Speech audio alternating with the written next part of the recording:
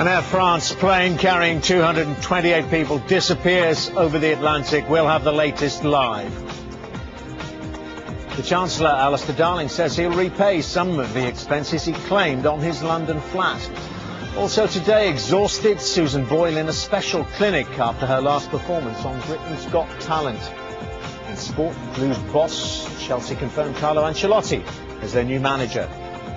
Now, Sacha Baron Cohen's latest escapade left Eminem wishing he could lose himself. Live from the Sky News Centre, this is Sky News with Dermot Murnaghan.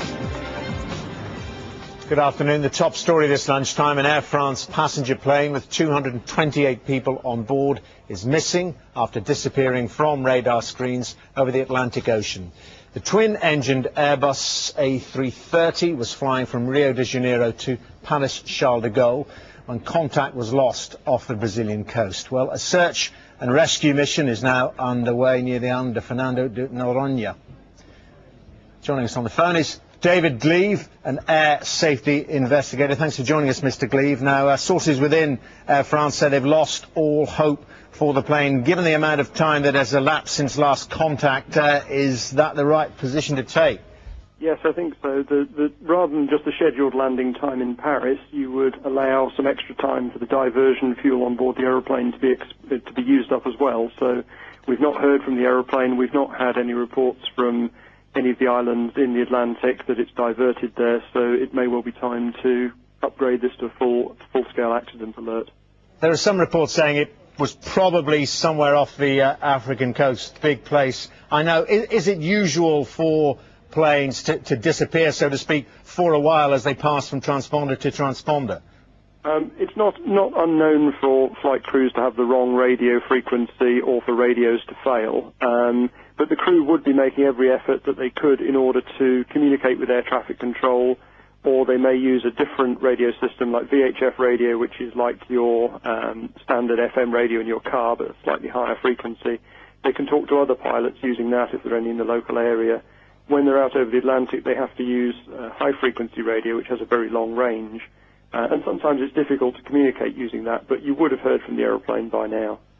Yeah, and reports saying it disappeared about 160 miles northeast of the Brazilian city of Natal. That puts it plonk in the middle of the Atlantic. This is a huge area for the search and rescue investigators to cover, isn't it? Yes, the last position report will be used and the expected next position of the aeroplane. So you know the flight track as well will be filed with air traffic control. The aeroplane has satellite navigation systems, so it should really be sticking to that route. That will be the first one they try. There are emergency locator beacons on board the aeroplane which will activate if the aeroplane has an accident, and the same for the black boxes on board the aeroplane. You can locate those. The life rafts may also have emergency locator beacons on them as well.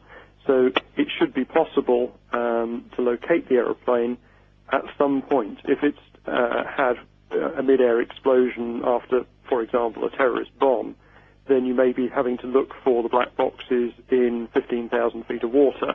So that may take a period of time before they can hone in on that wreckage. I think also by now, if the aeroplane had come down just off the Brazilian coast, we would have known about it from the locator beacons if it was going to be successful. And I think we just need to be a little bit careful when we say it lost radar contact. Well, radar doesn't work all the way across the Atlantic. It only in the past, when these kinds of things have happened, they've set up a fairly elaborate center with numerous psychiatrists and assistants and aid the personnel to help the families get through what could be a very bad period. Like I say, there's no confirmation yet that the plane has gone down, but certainly it does look very grim, the idea that they've set up this crisis center and that President Sarkozy has ordered his ministers out to the airport. All indicate that in fact the plane has gone missing, but still no confirmation of that just yet. Mania? All right, Jim, we also want to bring in CNN's Richard Quest, who is here with us now. Richard? Jim, good morning to you. You were talking about the search area that from the French side that you're hearing about. Now, you mentioned, just remind me again, where you said that you believe the focus on the eastern side of the Atlantic, the search is taking place. Actually, the western side of the Atlantic, it's northeast of the Brazilian city of Natal. It's about 180 miles off the coast. There is an island archipelago out in that area, and that is where they believe the last contact was had with the airplane, the last radar contact, when it just disappeared off the radar scopes without any kind of, as far as we know, without any kind of radio contact before it disappeared. So that's a fairly ominous sign as well. And as you know, Richard, I mean, with your experience flying and with the aviation industry, these transponders on these planes are pretty much something that never fail. And so that the idea that suddenly there would be a lack of radar coverage, a lack of radar sighting of the plane would be a pretty ominous sign. These things don't very often fail. It's possible, of course, that the transponder went down, but this late into the flight is would now be like 2 hours. Sure, it would have. It's unlikely that the plane would still be in the air at this point. Right, the plane would have arrived somewhere. Okay, Jim Bitterman in Paris. We thank you for that. Please, Jim, do come back to us when there's more on that side of the story from Paris to bring to us. Kieran Daly joins me now, the editor of Air Transport Intelligence. Before heading out towards the Atlantic, presumably they do that for safety reasons, to stay over land. The estimate of where the airplane has disappeared from Brazil is said to be about 300 kilometers from the northeastern Brazilian city of Natal. That's the reports that we're getting here, but obviously it's very early stages and there's a lot of confusion. But the Brazilian Air Force has confirmed now that they have scrambled planes to begin a search. And I don't know if you can clarify for us, Gary, much being made of this archipelago, Fernando de Noronha. Is it right that the Air Force has a base there and may have flown some way from there to start looking for the plane, rather than actually a suspicion that the plane has come down around those islands? Yes, you're right to suggest that they have scrambled planes from there, rather than there was an immediate report that the plane might have disappeared in that area. I think it's more likely that it was further out to sea as well. So no, that is the location we believe that planes have been scrambled from. And just as in Paris, there will be a lot of concerned friends and relatives in Rio de Janeiro. What is being put in place at the airport to support them? Well, I think, Air France has been in the lead in coordinating help with relatives. There are a lot of Air France flights from Brazil to Paris and to Europe, so it's a very popular, and normally the flight is very busy. So, yes, I think the authorities in the airport will be making an immediate effort to reassure relatives and family and friends.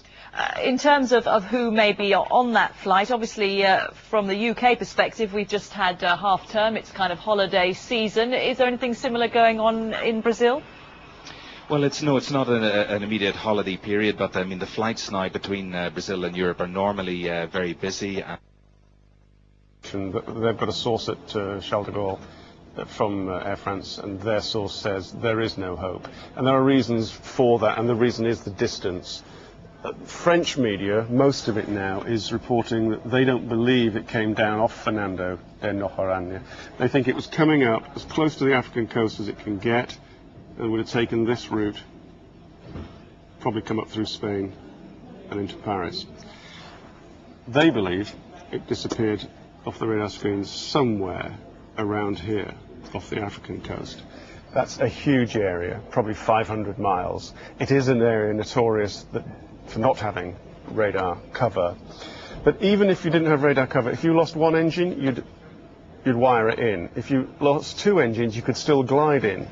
But the idea of losing two engines simultaneously and all communications, so you didn't tell anyone, that suggests, as your previous guest said, a catastrophic failure. You cannot rule out terrorism, because that would cause a catastrophic failure, but there is no reason to think that that's what it is. Looking at the search areas, apparently search areas are 500 miles long and 12 miles apart, 12 miles width. These are the corridors that they'll be having to search. That takes a long time. You're going to need several planes with which to do it. So the Brazilians will be out doing that. The French have scrambled it. President Sarkozy has just said the state will do everything it can to locate this plane and to find out the reasons for its disappearance. They are probably, I don't know, but they're probably asking the Spanish because they're probably the most well